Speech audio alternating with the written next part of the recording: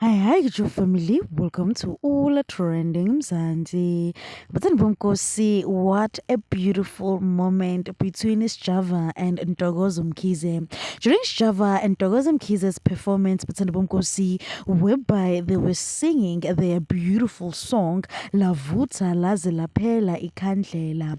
Ntokozo Mkhize decided to bring a beautiful, lovely gift on stage for Sjava.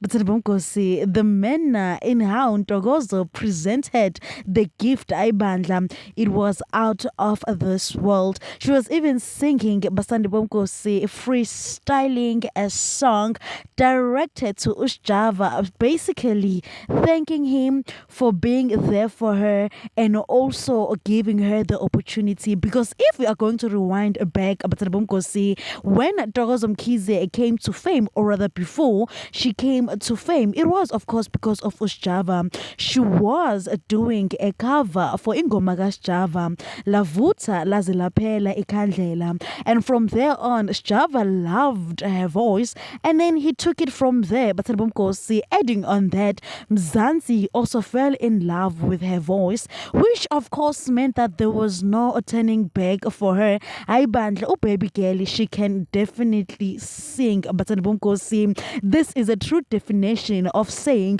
give someone her flowers or his flowers while they are still alive. Because this is what Ntokozo Mkhize did. But she was thanking Ushjava while he is alive and still breathing, and showing him that she really does appreciate the effort that he has been doing in her life. She of course gifted him with a beautiful frame photo with their pictures, and also a lovely message on the side stating how much God must protect Java and continue to bless him all the time. This is indeed beautiful to see and also to witness. That's it for today. Please do leave your comments down below. Don't forget to like, subscribe, and comment. Catch you on my next one. Thank you for watching. Bye.